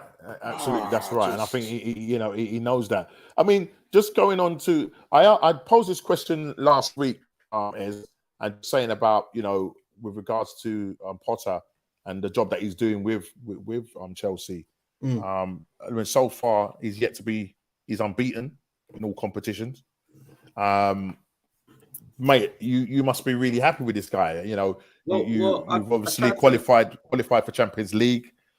I mean, he picked us up from a bad place in Champions League as well, because we weren't winning the games we should have won. We weren't been winning, and it made us at risk of not coming out the group. But he's won the games he need to win in Champions League. He won 3 and 4, but beating AC Milan home and away, without conceding against them as well. That's the Italian leaders at the moment. They won the league in Italy last year. Which all of this stuff's impressive. He's don't get me wrong. There's some questionable stuff about him, but I wouldn't say any more questionable than some of the stuff Tuchel weren't getting quite right defensively. So I was asking my brother David to give this man a little bit of time. You know what I mean. It's still early. The one thing he's got balls for is trusting Kepa again. Right. I didn't think another manager will come and give this man another chance. I was absolutely surprised. As I said, I thought Mendy had this locked down. I thought he had it locked down, lock and key. Kepa's conceded 2 goals in the last 6 games or something. It's really good. Listen, I'll say that. Could he have done better with that? The equaliser from Casemiro. I mean, he's not the tallest of keepers. He wasn't blessed with height. That's just it. You know what I mean? And he almost got it. If he had the height of Mendy now, the same stretch that he done, because he almost saved it. I don't know if you remember, but he got a hand to it and he tried to grab it off the line. If he was half an inch taller, now that reach there saves that. He didn't have a bad starting position. He's just not blessed with height, and Chelsea just have to live with that if he's going to be our main keeper. Every now and then he's going to be beaten in that way, it's for Chelsea to go and do the business. With that, the fact that Kepa looks like he's now got his place back. What's the future for Mendy? I don't think we should sell him, but we shouldn't offer him a new contract when it's due. He's probably got 3 years left on that. Let him be second keeper and earn his way back, maybe. Kepa had to do it. Kepa had to suck it up. He had to sit and wait for his chance. Mendy, something will happen. Kepa's not invincible. He could get injured. He could go on a bad spell of form. Mendy needs to be ready for that. And do exactly what Kepa's done. Keep his head down. I think Mendy will be humble, because don't forget we took him from Rennes. And before that he was playing League 3 French football. So and I think before that wasn't he a milkman or something? It was something. He did some job. I can't remember. He was going to the job centre, Norms. He was going to the job centre before he was playing League 3, and then they picked him up at Rennes to give him a chance. And then now that's right. I heard his story. Yeah, that's right. Now he's got a Champions League under his belt. He can't believe it. So even though he's on the bench, trust me, you're not gonna hear about Mendy complaining that he wants to move. Trust me, you're not. I reckon he will get his time, as I said. But he's so he will probably start featuring like the cup domestic cup. I think so. The sword has changed hands. Just to see how he was, and listen, he looked a beast coming in and that, and then to now seem relegated to just playing domestic, cup games. It's just it seems weird, but listen, football is ruthless. You know what I'm saying? The same mentality that got him from League 3 to Champions League finals is the same mentality he needs to now get to if he wants to be playing every week. I think the advantage Kepa has is that this man plays with his feet. I don't know if you saw at one point, Kepa was literally in the corner flag playing keep ball with exactly. Silva in them, man. Yeah.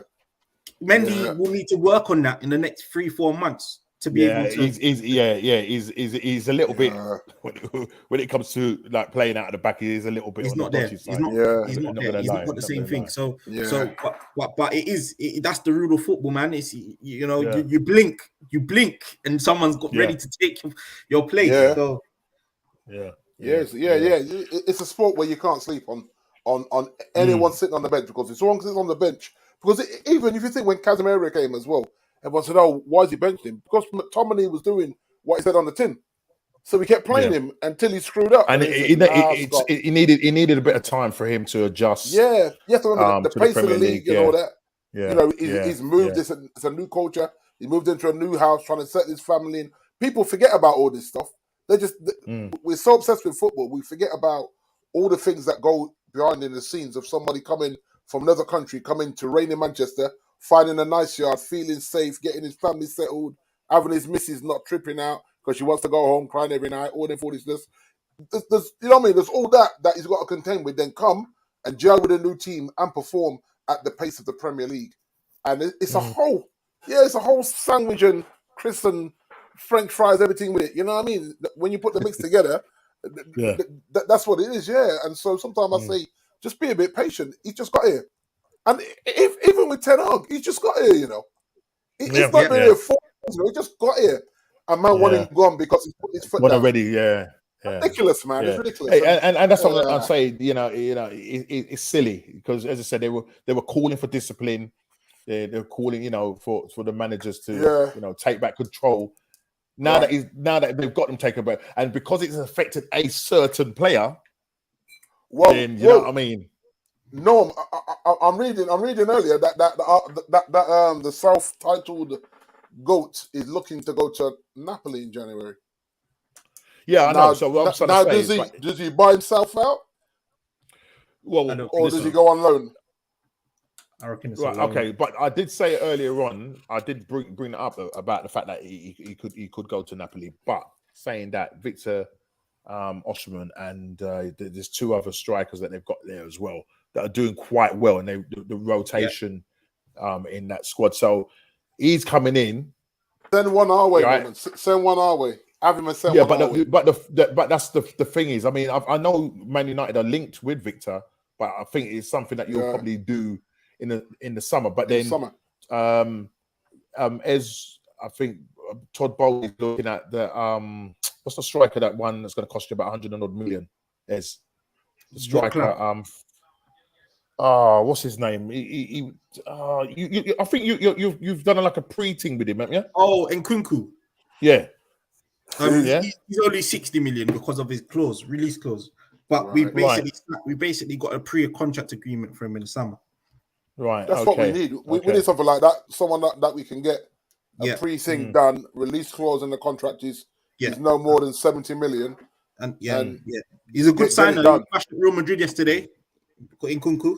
Well, listen, Barcelona. Just by the way, Barcelona have been knocked out of the Champions League. Juventus, you said yesterday. Juventus. Yes, Juventus game was. Tearing my hair out. That was normal. Is Juventus? Are they? Did they finish bottom? Did they finish bottom? I didn't check. I was just so vexed. Because if they finish bottom, then they don't even make it into the Europa. Exactly.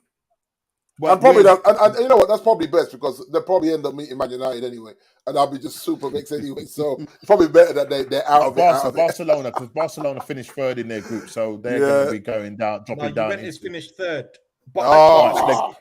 but it's not over because they've got one more game to play. So it depends how those. They have got one of the game. Right. Okay. Well, you know what? At the moment, they were getting hammed and they brought it back to 4-3. I think if they had another 5 to 10 minutes, they might have got a draw out of that game. Because they started on really late. It was mad. Yeah. Looking at that, the manager for Juventus, Allegri, he looks like he's under a lot of pressure here now. Yeah, now the I thing think there'll be is a change now there. talking about Italian managers, and let's move on to the uncertain futures looming at Spurs. Now, a couple of pundits, Tim Sherwood, ex Tottenham and manager, and Jamie R, and a couple of other players, Gareth Crooks, have come out and basically saying, you know, with the Conte situation, you know, the fact that there's a possibility that he could go back to Italy. He still hasn't signed his contract to the end of the season. He still hasn't signed that contract. Not only that, Tim Sherwood has come out and said basically that he wouldn't be surprised if, for whatever reason, if he doesn't sign a contract, that Son or Harry Kane will sign a contract. I know Son is contracted to 2025, Harry Kane 2024. But if he's not going to commit, why I say, the futures, uncertain futures looming at Spurs is because, they've had back-to-back bad results in regards to Man United and losing also to Newcastle. Kofi back in. Yeah, Newcastle. Yeah. Will he get back? The other question is will Conte be backed in the January transfer window? And Conte himself is, crying out and saying, look, for the amount of games that we're playing, I still don't have enough players. He's not feeling Jed Spence. That's the thing, yeah. And Real Madrid are, looking possibly at Son because, I'm hearing rumours that he's not happy. I was hoping that, maybe Chile would be able to kind of brief us on that, but we might as well touch on it now. Tottenham don't have pulling power. They just don't. The players they get, they come for the manager, and that's what they've done. But when you look at the players they've signed this summer, you tell me one world class. You got Richarlison. He's okay, but he's not world class. Yeah, he's not world class. He's okay, but he's not world class. You got what's his name? Bentancur. He's okay, but he's not world class. Perisic, he's okay, but even this season he hasn't done anything amazing. He's been starting on the bench half the time. He hasn't even been starting regular. You got Kulusevski. He's probably the best of the bunch. Yeah, that's definitely their best one. And I wouldn't class Kulusevski as world class. No, and that's what I'm saying. Tottenham can't get in these races. When Man United come in the fold and Liverpool, Chelsea come in the fold, Tottenham don't get that. Even now, Norms, if you guys finish Champions League this year, Arsenal's got the pulling over to Arsenal and Tottenham. Listen, you know what? And I look at those 17 years of us sort of finishing in Champions League, year in, year out. Yeah. And we had the chances to bring in top quality players, but because we was, Wenger had other ideas of, paying off the stadium and so on. Yeah. You know what I mean? We were just in there just to make up numbers as far as I'm concerned. It was nice being in there. Do you know what I mean? Him and Ferguson. You remember how many times Ferguson said there's no value in the market?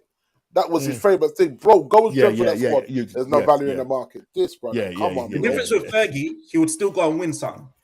Yeah, that's the difference. Yeah, that is the difference. Yeah, that is the difference. But if you're looking at the Fergie, we should have won more than 2 Champions Leagues in the Fergie. Come on, man, 2. That's criminal. 2 Champions Leagues in 25 years.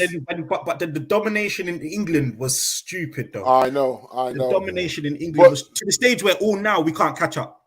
But this is where Liverpool fan like Kofi can mock us. But you had that man, that GOAT for all that time, and he only won 2 European Cups. I can't mock no one at the moment,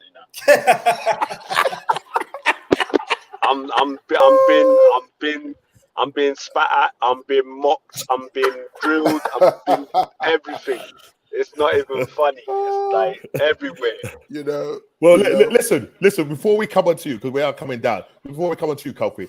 So, what would you just say in regards to Tottenham and the future of the players like Son, Harry Kane, and do you think Conte will extend his contract, or will it be a case of, the owner ain't going to back him because at the end of the day, do you know what I mean? You're dealing with Daniel Levy. Daniel Levy might think, you know what? you've got the players working with what you got. Whereas Conte saying, no, I need more. You know, he's not, as I said, the likes of Jed Spence. Yeah, they paid what 18 million for him, something like that. Yeah. The man is coming on 2-minute cameos here, 3-minute cameos there. He must be thinking, what's going on here? Do you know what I'm saying? So might as well stay put in it. Might as well stay where. Yeah, I mean, you know, but do you think? I mean, Son. I'm hearing Son. You know, he's getting itchy feet. You know, I mean, he's 26. You know, he's bordering world class. Yeah, Harry Kane is world class. Bayern Munich. You know, they've been singing his praises. Real Madrid looking at the situation with even though he's got what 20, he's got what just over under 3 years, or 3 years left on his contract. Would Tottenham cash in on it, or would he start saying, you know, I think it's all down to what if Tottenham win anything as well, and the fact that if Conte does decide, you know what, I've had enough, and he's notorious for that. You know, he's done it with other clubs.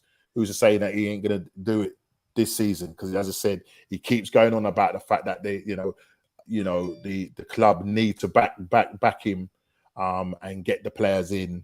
You know, he keeps saying he needs 2 or 3 transfer windows. You know what I'm saying? So he's pushing that narrative.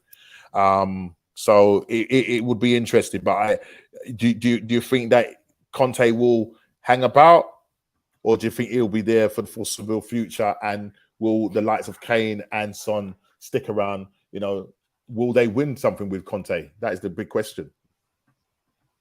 What are your thoughts on that quickly, gentlemen?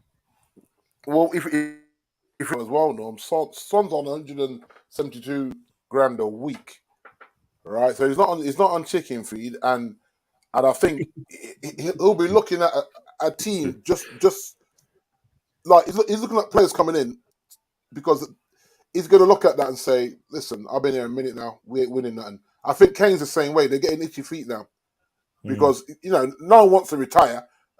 And someone said that you're world class and you're retired and you ain't won nothing.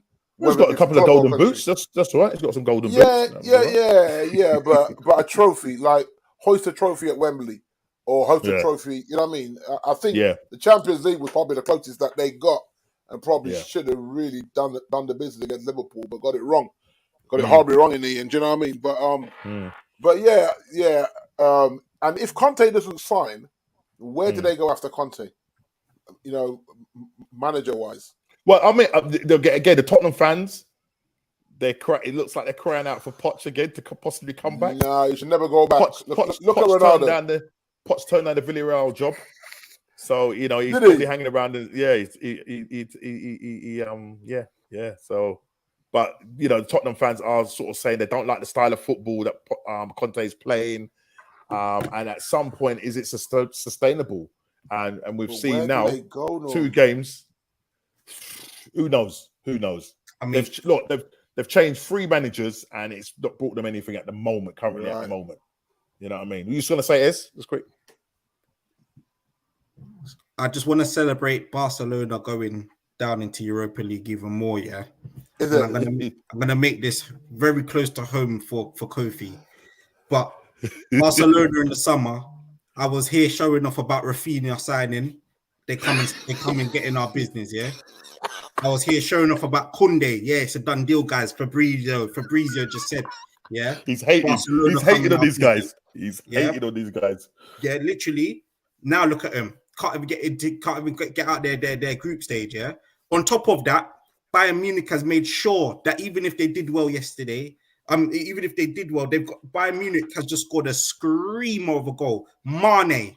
Now Kofi. Man like Mane. Where your Mane gone? On the big stage. Where your Mane gone? I'm listening.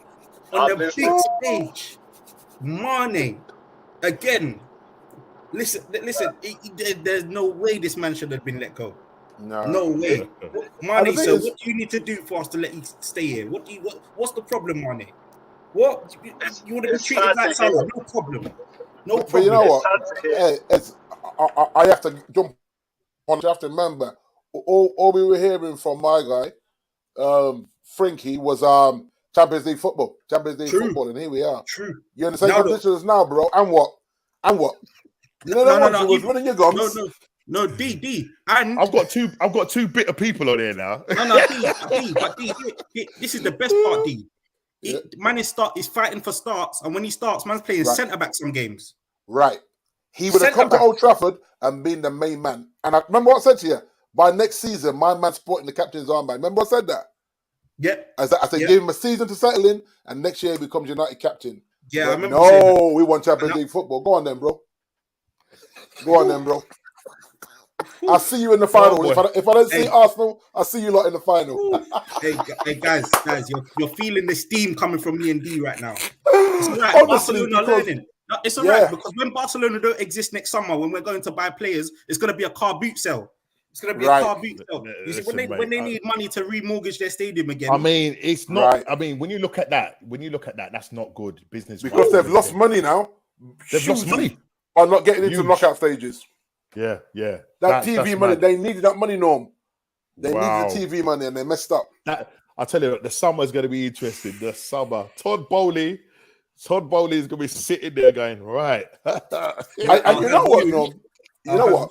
This is why the World Cup is vexing me right now, because the season is so juicy, and the World Cup just going to throw a spanner in it. Coming in, I'm like, and just mess everything up. Yeah.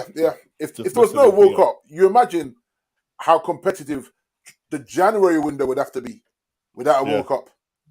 But but anyway, listen, I wanted to just commend Kofi on those back wins. Liverpool needed that, man. They needed that. Yeah, I mean, listen. Remember what Kofi said? Man City. Listen, look, Man City 1-0, and then you're thinking West Ham, they're going to come there, maybe disrupt things, but no, they done the business, and you know what, it'd be nice to see that look on, Klopp's face, can you imagine that look on Klopp's face, when he done what he had to do with West Ham, he did what he had to do with West Ham, but then just imagine this, guys. Just imagine this, the face that Klopp would have probably sort of put when they beat West Ham, and then reality hit home. Right.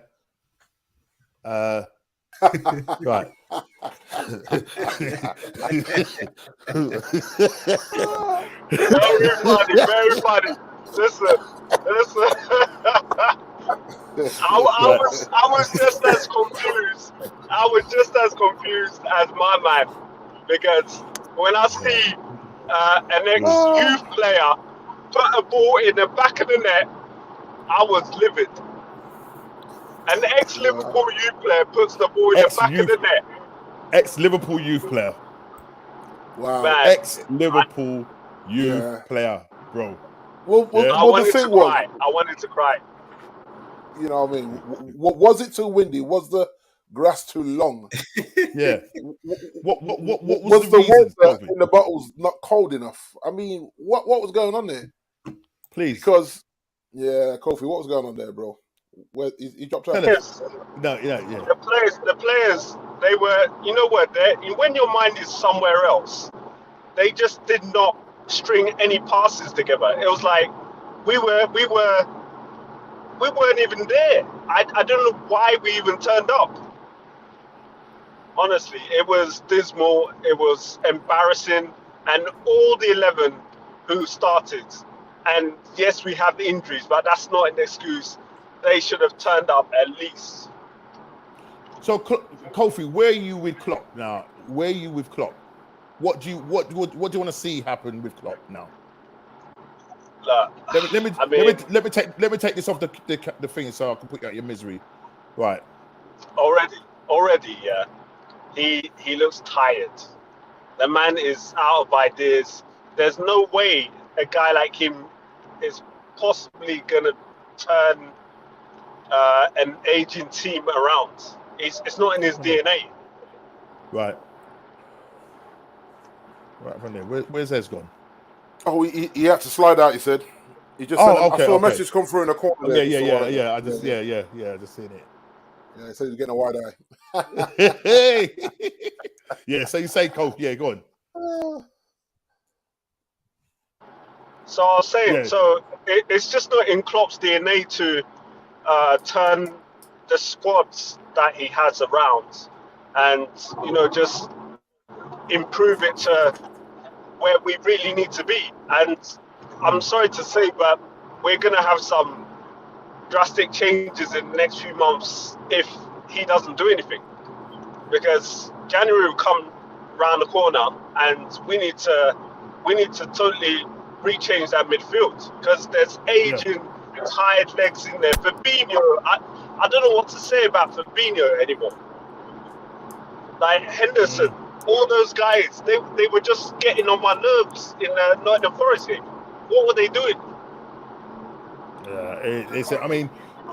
That game, I watched that game, and Salah obviously played down the centre, non-existent. Absolutely non-existent. But then saying all of that, Kofi, saying all of that, though, people still do think that that Liverpool can go on a run and possibly still make the top four. So it's not all doom and gloom. We are capable of going on these long runs, but teams have sussed us out, and the problem is Diaz is injured. Well, they said it looked like he could be back a little bit earlier. Jota's injured, and can Nunes really get firing? He's scored a few goals at the moment. He's on level par with Jesus, but man needs a probably good run in the team to get going, and he's starting tonight. Can he get some decisive goals? A few more in the Champions League. So I'm hopeful we can turn it around in the new year, but Liverpool are cutting thin right now. We're really cutting thin. Yeah. Well, listen, we'll see what happens. Are you gonna look at getting in anybody in the January window, or it's just a case of just hoping that your injured players will sort of come back? Well, it's the problem is that you got what's the guy? Keita? Keita. If I pronounce his name. Keita. Keita, sorry. He's come back from injury. You got Chamberlain. Yeah. Chamberlain's come back as well. Yeah, the thing is, they haven't been registered for Champions League because they thought there was league. We've lost a fantastic man in Michael Edwards. In the recruitment, and it's going to be very difficult to try and prize the likes of Jude Bellingham. I mean, we haven't got that money to be spending on him in January, and the likes of Real Madrid are the ones probably favourite that they're going to step in and take that from us. So it's difficult for us. We're not really a team that goes and spends in January, but then in saying that, we got Virgil. You got Virgil. We got Virgil in January. We got Diaz. Diaz, yeah. So, we kind of have to bolster that midfield because we are just cutting so thin, and teams are exploiting all of that. So it's one thing for us to try and hold out, but then that was a shock result, Kofi, to say the least, mate. Absolutely shock result. I was sick. I was sick for a few days. You noticed how I didn't even come on the chat. Yeah, I was sick as a dog. And right now, Spurs are losing at home to Sporting Lisbon. So, mate, and Sporting Lisbon have got a few players out injured as well. Listen, if they end up losing this game, that's 3 games on the bounce in all competitions. You know what I mean? Noise is going to be made. The fans are going to be making noise, and this is where you could probably see, the downward spiral, of Conte and Spurs. Might be a bit too early saying it, but listen, 2 back-to-back losses. and now they're losing at the moment currently to Sporting Lisbon at home. So we'll see what happens on that front. Let's just quickly move on. We're just gonna now finish with any other business, and we're gonna just show you the prediction table, and then for you guys, Kofi, when you stop driving and when you get home, just pick the team. I'll tell you what teams are there available. Hopefully, I'll put it in the chat for the other guys to pick their teams for game week 12. Why the reason why we've gone game week 12, it should be game week 13, but we missed a game at the start of the season, so we've gone with game week 12. But just quickly, any other business? I thought I'd bring this in as That's part game of week this. 13, you know, no? Yeah, it's 13, but remember we're on game week 12 because we missed a game. Yeah, but this weekend is game week 14. This weekend. No, if you look on the thingy. If you look on the chart. on the thingy, you look at it. Okay. How many games we played? If you look at the table, right, if you look, Arsenal played 11. Yeah, if you look at it, Arsenal played 11. Tottenham have played 12. Yeah. So that's what I'm saying. I'm saying game week 12. So there was a postponement, weren't there? There was a postponement. Yeah. My bad. But not only that, remember we missed. Remember we missed the first one game behind. Yeah. Yeah. The postponement. Yeah. So it gets a little bit confused.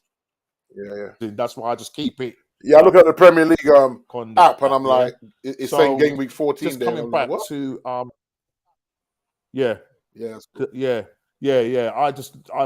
using the One Football one. That's the one that you're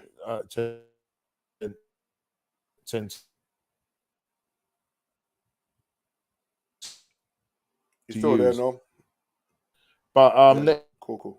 Let me just go quickly. Let me just find it.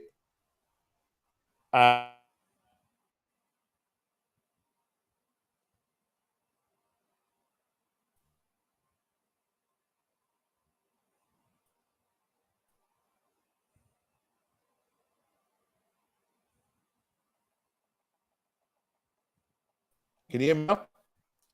You're just drifting in and out, Norm. Like your audio is really non-existent now. You're frozen completely. Oh, there you go. Can you hear me now? Hear you now, yeah. Yeah, sorry, man. This mad tethering thing, man. So we're coming down. So can you hear me now, guys? Yeah, I can hear you, Norms. Yeah. I can hear you. So yeah, just quickly on the any other business, yeah. I just thought I'd just bring on the Newcastle thing. Listen, they're currently in the top 4. Can they sustain that? They're just quietly doing their thing. You know what I mean? Good result against Tottenham away from home. Boy, what are your thoughts on Newcastle and what Eddie Howe is doing with them? They're on a slow burn on them. It's kind of scary to watch. It's like they're picking up their points. They're winning games that they wouldn't have won last season. Yep. And for them to be in the top 4 right now is like, wow, you know what? And they haven't really spent peas like you imagine they would have. That's what I'm saying. They haven't gone mad. Yeah, you know, we all got scared. Yeah. I'm saying we all got scared when the owners took over. We thought that's it. They're going to go on this mad spending spree. But literally, they bought sensibly, and they haven't. Yeah. And the thing about it, you know what it is D and Cove, if they secure top 4 this season, and that's a big if, I think they'll probably maybe get. Realistically, they could make Conference League. Yeah, possibly. But if they say they made top 4, if they did make top 4, mark my word, come the summer, right? They're going to spend. Yeah, it's spending time. But no, they're scoring, you know. They got a goal difference of +10. That's what I'm trying to say. Yeah, it's like... And they and if you look at their defence, I think they've lost once, no. Lost once? They've lost once, yeah. And how many goals have they conceded against? Oh, it's not showing me that. It's just showing me the goal difference of 10. I think they've got one of the best defensive records in the league as well. Yeah. Yeah, they've got one of the best defensive records in the league. So but they've drawn 6 games though. Norm. That's the problem. 6, yeah. That's the problem. They've drawn the most games in the. But and even with that, they're still 4th, Norm. Yeah, 1 loss. That's how crazy it is. That's how crazy it is. But I think that's probably, if they continue that trend where they're drawing a lot of games, then that's why I think they will then drop out the top 4 and probably 8th or 7th. I can't see them finishing any lower than 8th. Put it that way. Yeah. Yeah, I don't think they will finish any lower than 8th. Do you know what I'm saying? So, we'll see. We'll see what happens. But I don't know if has anybody got any other business that you want to share with us before I do the what's going on prediction table, so we can show you where you are on the table. Some people will have a bit of a shock to see where they are.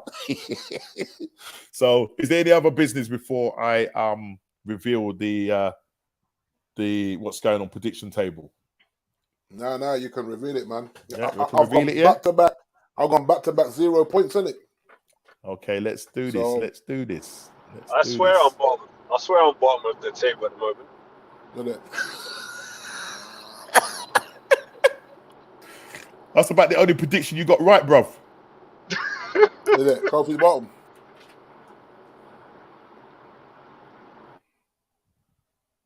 Right. I'm still hanging on. Wow. So there you go. Wow. Can you see it? So this is taking in 2 lots of games, yeah? Yeah, So it's the midweek games and the last week Saturday's games, yeah? Weekend games. So as you can see, Cole, you're still top. Yeah. Back to back losses, you didn't man. get right. Back to back losses there. Yeah. Still on 16 points. Top, but Chile is there on 9 points in second. Yeah. Ez is now jumped up and is now on 6 points. And I've moved out of the Europa League and into the Champions League position on 5 points. And Kofi sitting bottom of the table on 4 points. Listen, I want some Man City games just to bolster my my position. Bro. Yeah. We're only allowed. That's what I'm saying. We're only allowed to every time we do. Yeah, we're going to be careful because Man City is an easy one to call. You know what I'm saying? We could all go for that. You know what I'm saying? You know what I mean? But I'll just put mine in the chat now. Anyway, I'll just put mine in the chat. You put yours in the chat. So yeah, I'm going to just quickly have a look. So that's going to be. You looked at. What games are I'm looking? Yes. Yeah. So you're looking at Saturday the 29th. Yes, mate. Saturday the 29th. You got a 12:30 kickoff with the Leicester and Man City. 12:30, and then you got right. So you got Leicester, Man City, and then 4. I'm going to go Sunday. 5. You got 5, 3, and 1 17:30 game, which is Fulham. Right. Have you gone with Brentford? What have you gone with? Brentford 2-1. Yeah, 2-1 against Wolves. Brentford at home. Okay. What am I going to go for? Oh my gosh.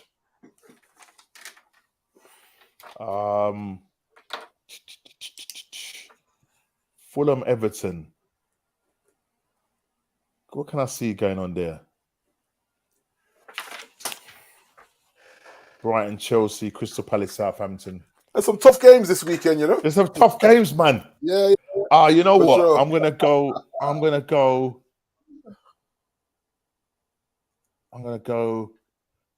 with the Fulham Everton game. Yeah. Okay. And I'm gonna go 2-1 Fulham. Okay. Yeah. 2-1 Fulham. Cove, what game do you want to go for? Right, the games that are left. You got Brighton, Chelsea. Yeah. Bournemouth, Tottenham. Liverpool, Leeds. Liverpool, Leeds, and on the Saturday 12:30 kickoff, Leicester, Man City. I'm gonna go with Chelsea, Brighton, or Brighton, Chelsea. Okay, hold on a minute. Yeah, Brighton. But Brighton at home to Chelsea. Yeah. Go on. Yeah, I'm gonna go. I'm gonna go. Chelsea winning 2-1. 2-1 Chelsea. So if you put that in the chat, put that in the what's going on chat. Yeah, and please, guys, let us know what your predictions are for this weekend. Right, good night. Listen, Tom, go and Yes, have your Thomas. dinner, man. Yeah, man. Yeah, and thank you for sticking around, bro. Yeah. Yes, and I'll be respect, back. man. I'll see you back in. I'll see you back in sunny England on Monday. I should be landing on Friday, so I'll check you guys. Give you a call when I get back and hit the shores of Great Britain. Okay, Tom, take it easy, bro. Right, so yeah, so what I'll do is once they see our scores, our prediction scores in there, Ez and Chile can then put their scores, respectively. Okay, so listen, I think we've come to the end of the show, guys. Thank you for sticking around. Good, mate. Sticking around. Good. Yeah, bless up. Yes, so, bro. yeah, thank you for sticking around, guys. Really appreciate it. Please hit that like button, subscribe, and share if you're new. And we will see you hopefully on the next What's Going On podcast. This time I will be back in England in my right mind at the right time, doing the business. But for now, take it easy. God bless. Please hit the like button, subscribe, and share if you're new. And see you on the next. Take care, guys. Bless up. See you guys.